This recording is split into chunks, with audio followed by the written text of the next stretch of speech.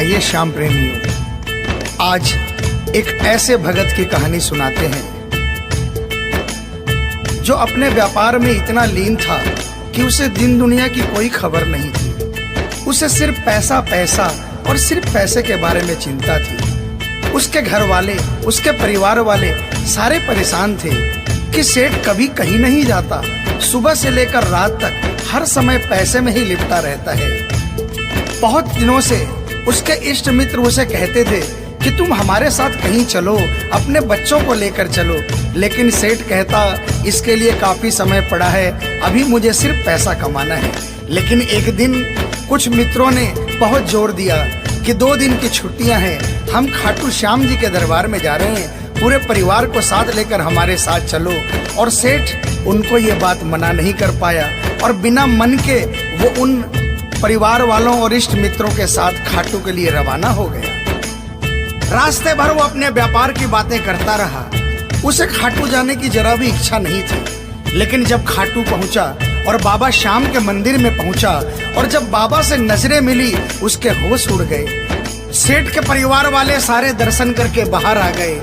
वो सिर्फ 1 मिनट के लिए मंदिर में आया, लेकिन घंटों तक बाबा के दरबार में खड़ा रह गया। उसको होश नहीं रहा और वो बाबा की तरफ देखकर आंखें बंद करके आंसुओं की धार बहती रही और वो बाबा से मन ही मन बातें करता रहा। जब परिवार वालों ने उसे कहा कि अब चलना है, तो सेठ ने बाबा से कहा, प्रभु मुझे अब हर महीने 11 को अपने दरबार में बुलाओ। और ये कह करके वो बाबा के दरबार से वापस अपने घर को आ गया। 15 दिन बाद 11 आई। सेठ बहुत से लोगों को लेकर अपने साथ बाबा के दरबार में गया। ऐसे हर 11 को वो खाटू जाने लगे। लेकिन एक दिन जैसे ही वो सुबह 11 को घर से निकलने लगा, मुनीम ने कहा, सेठ जी कहाँ जा रहे हो? सेठ ने कहा, अरे मुनीम तुझे पता नहीं, आज 11 है, मुझे खाटू धाम जाना है। मुनीम ने कहा, सेठ जी आपको पता नहीं, आज बाहर के कुछ व्यापारी आने वाले हैं, लाखों का सौदा होने वाला है और वो व्यापारी आज रात को वापस इंडिया के बाहर चले जाएंगे।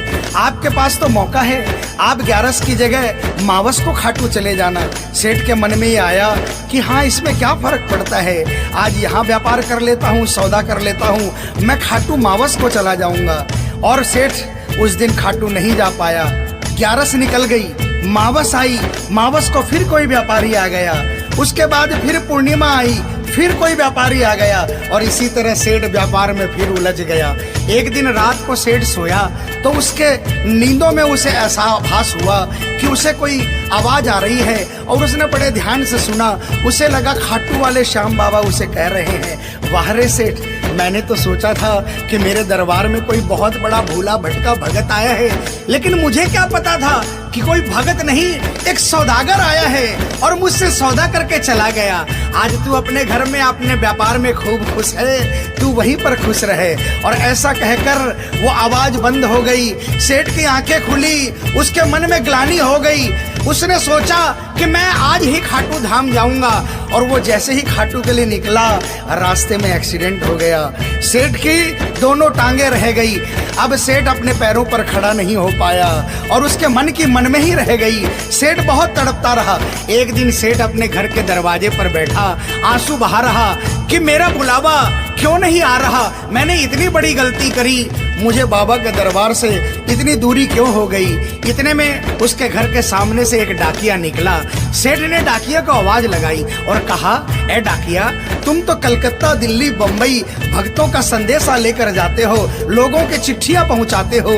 आज मेरी एक चिट्ठी, मेरा एक संदेशा मेरे खाटू वाले श्याम बाबा के दरबार में क्या पहुंचा दोगे? डाकिया ने कहा, सेठ मैं तो आजकल खाली रहता हूँ, जब से इंटरनेट का जमाना आया है लोग ईमेल पर ही चैटिंग कर लेते हैं, बताओ तुम्हारा क्या संदेशा है और कहाँ पहुँचाना है। और ऐसे डाकिया ने सेठ से कहा और सेठ ने डाकिया से कहा।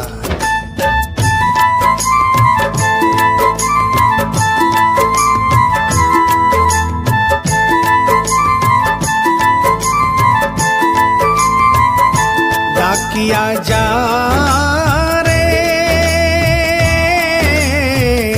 श्याम ने संदेशो दीजे, श्याम ने जाए तो कह दीजे, भगत थार दर्शन न तरसे। डाकी डाकिया जा रे।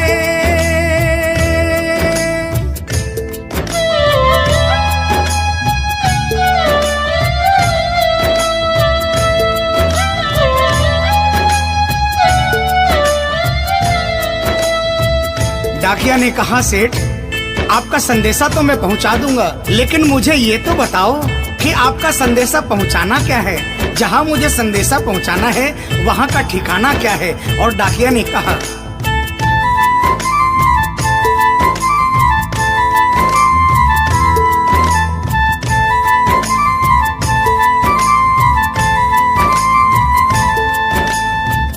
कौन से गांव थारो शाम बस्यो है, इतनो माने बता दे सेवक रे।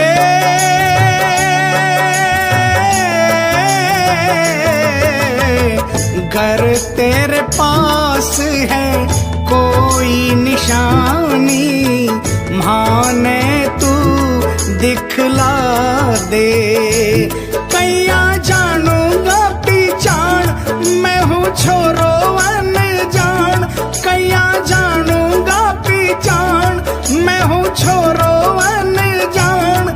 कैया शाम सुहोसी मिलन, डाकिया जा रे।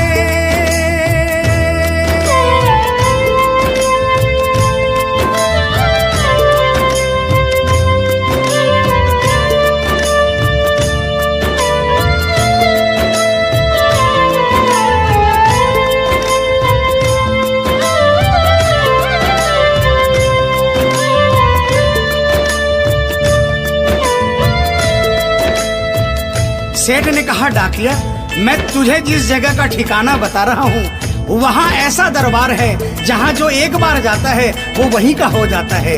उस दरबार की खासियत है जो वहाँ पर पहली बार जाता है उसके काम बन जाते हैं। सुन वहाँ का ठिकाना क्या है।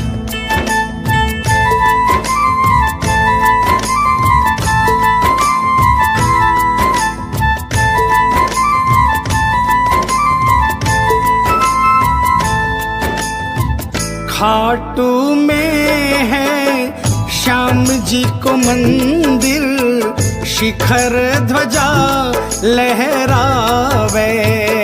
डाकिया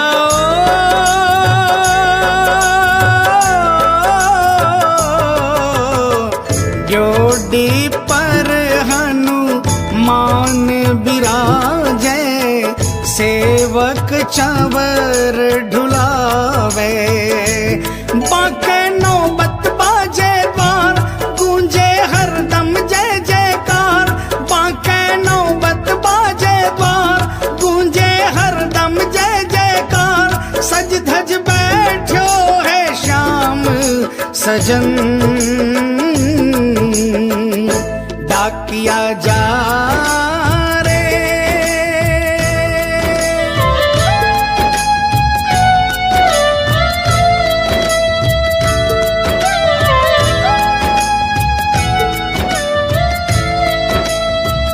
डाकिया सेठ जी के यहाँ से निकल जाता है और वो खाटू धाम के लिए प्रस्थान करता है। धीरे धीरे वो खाटू पहुँचता है और खाटू पहुंचकर बाबा के मंदिर का पता करता है और मंदिर के नीचे पहुंचकर वो पहले प्रणाम करता है और बाबा के मंदिर की 13 सीढ़ी चढ़ता है। और वो बाबा के सामने पहुंचकर बाबा की तरफ नहीं देखता, पहले अपने झोले में से वो सेठ की चिट्ठी निकालता है और चिट्ठी निकाल के पढ़ने लगता है।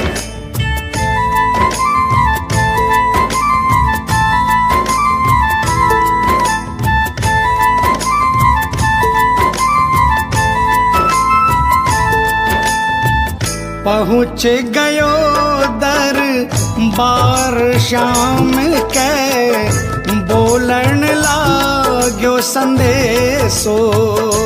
बाबा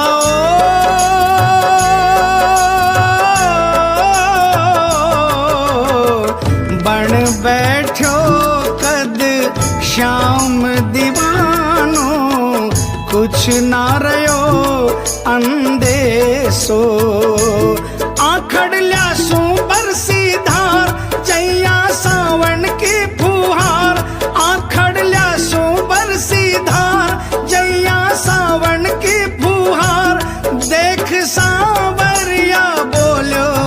प्रवचन। डाकिया जा रे,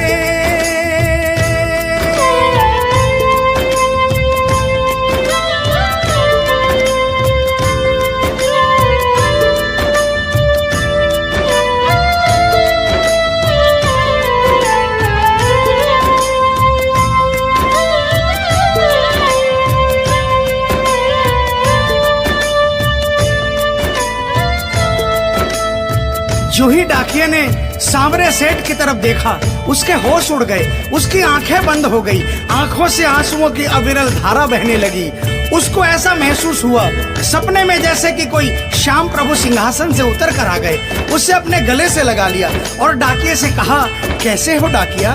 डाकिया प्रभु के चरणों में गिर गया, कहा, प्रभु आज मैं धन्य हो गया, इतने वर्षों तक आपके दरबार नहीं पहुंचा, आज सेठ जी के कारण मैं आपके दरबार में पहुंच गया।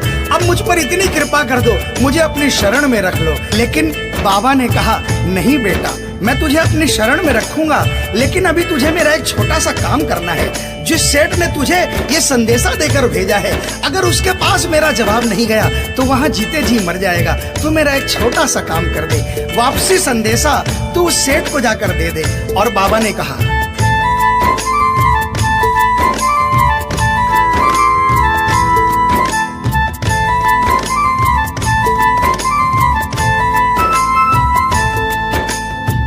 कह दीजिए तू जाए सेवक ने तेरो बुलावो आसी।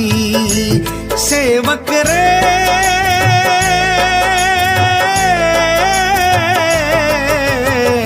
सबकी आस पुराऊं तो तू कैया रह पासी। तेरी सारी जानू बात पूरी करशू मन की आस, तेरी सारी जानू बात पूरी करशू मन की आस। पर बढ़ा मेरे कानी कदम, डाकिया जा रे। संदेशो सेवक ने दीजे, सेवकिया राह तेरी निरखे। संदेशो सेवक ने दीजे, सेवकिया राह तेरी निरखे। सेवक संदेश न तरसे, डाकिया जा रे।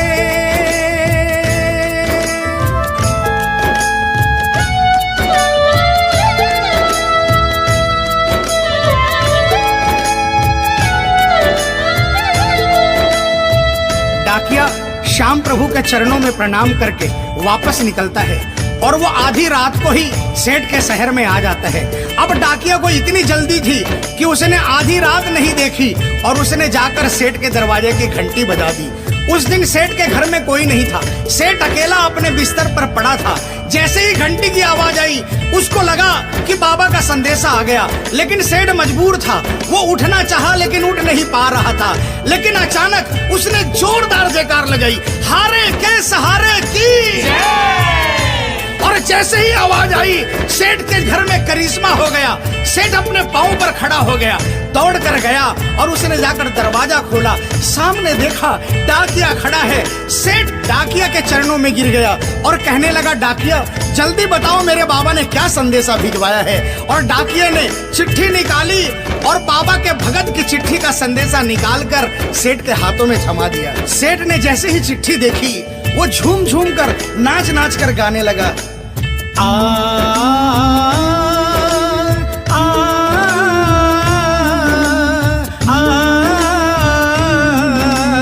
आ, आ, चिट्ठी आई है, चिट्ठी आई है, चिट्ठी आई है, चिट्ठी आई है, चिट्ठी आई है, खाटू से चिट्ठी आई है। बड़े दिनों के बाद मेरे श्याम धनी को आज, अरे बड़े दिनों के बाद मेरे श्याम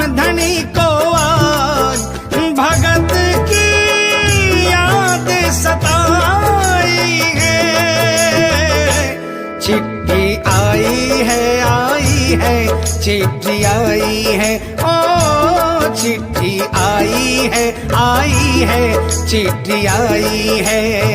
सेठ ने वो चिट्ठी वापस डाकिये को थमा दी और कहा, डाकिया आप तो स्वयं बाबा से मिलकर आए हो, इसलिए बाबा का संदेशा अपने मुखारबिंद से मुझे सुनाओ।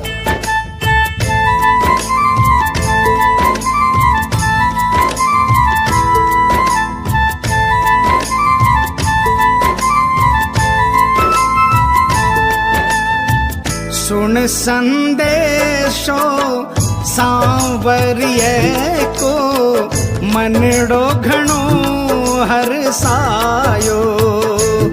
बाबा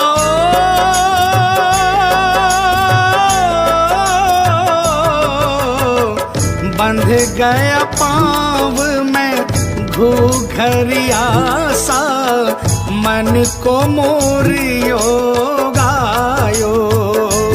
म्हारो श्याम बड़ो दिलदार, हो जाओ लेवन ने तैयार। म्हारो श्याम बड़ो दिलदार, हो जाओ लेवन ने तैयार। महिमा गावे है कमल किशन, क्या किया जा। आप सभी श्याम प्रेमियों से जो कभी खाटू नहीं गए, जिन्होंने बाबा का नाम सुना है और जिन्होंने नहीं सुना, उन सबसे निवेदन, जो कभी खाटू नहीं गए वो एक बार हमारे बाबा श्याम के दरबार में पहुंचिए। ये वो दरबार है जहां हारे हुए को जीत मिलती है, जहां लोग हार कर आते हैं लेकिन हार कर वापस नहीं जाते, जहां हर हारे का सहारा होता है, चाहे कैसा भी कोई क्यों ना आता हो। बाबा श्याम हर आने वाले को गले लगाता है, उसको काम पूर्ण करता है और उसे खुशहाल करके अपने घर को भेजता है। बोल खाटू नरेश की, बोल हारे के सहारे की।